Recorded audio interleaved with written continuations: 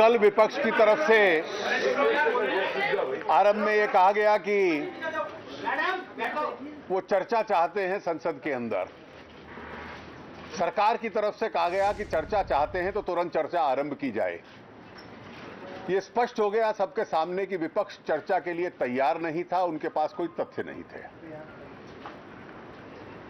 आज सुषमा जी ने एक लंबा भाषण दिया बीजेपी पार्लियामेंट्री पार्टी मीटिंग में, और जो संसद में बोलना चाहती हैं उसके संबंध में अपने कुछ तर्क सामने रखे थे। हम लोग तो चाहेंगे कि पूरा देश उस तर्कों को सुने और स्पष्ट हो जाएगा कि सच्चाई क्या है, क्योंकि ना विपक्ष की तैयारी है ना कोई तथ्य उनके पास हैं। तो आज उन्होंने एक रवैया बदल लिया है और ये कहा कि जांच करवाई जाए। जांच तब होती है जब किसी कानूनी प्रावधान का उल्लंघन हो, किसी लीगल प्रोविजन का उल्लंघन हो। बार बार हमने पूछा कि कृपया ये तो बतला दीजिए कि कौन सा कानून है जिसको उन्होंने वायलेट किया है, जिसमें जांच हो सके, और किस प्रावधान में जांच होगी। इसका कोई उत्तर नहीं है। इसलिए यह स्पष्ट है कि सरकार इस पे चर्चा चाहती है कि पूरा देश तमाम तथ्यों को सुन सके और उसके बाद संसद की कार्रवाई ढंग से चले। बहुत महत्वपूर्ण जनहित के विषय हैं, कानून है जो संसद में पास करने हैं, उसके बाद उनके ऊपर चर्चा हो पाए। Yesterday the opposition wanted a discussion on the issues. We immediately conceded to the discussion. But the opposition was not ready and they did not want a discussion. उसके बाद ये स्पष्ट हुआ कि उन्होंने अपना रवैया बदला, they changed their stance. Today they say let there be an investigation. Now investigations are held when there is some provision of law which is violated by a person. There were people who in 2G had violated the law. They were being prosecuted. They had to be investigated. In the coal scam, people had to be investigated.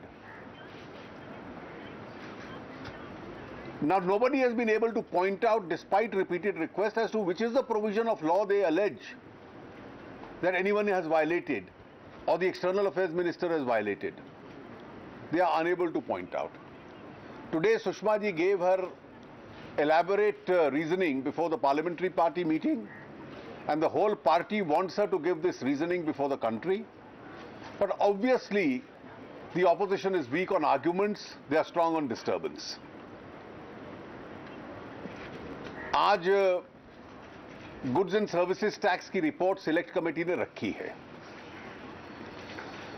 और हम लोग चाहेंगे कि पूरे देश में ये जो क्रांतिकारी परिवर्तन है टैक्सेशन पॉलिसी में, इनडायरेक्ट टैक्सेस में, उसकी बहस संसद में तुरंत आरंभ हो और ये संविधान संशोधन पारित हो। ये कानून पहली बार सन 2006 में इसका सुझाव दिया गया था। उसके बाद यूपीए की सरकार ने इस कानून को इंट्रोड्यूस किया था और बार बार चर्चा के बाद कांग्रेस के मुख्यमंत्रियों ने भी एक कुछ सुझाव दिए, उनका भी रवैया था।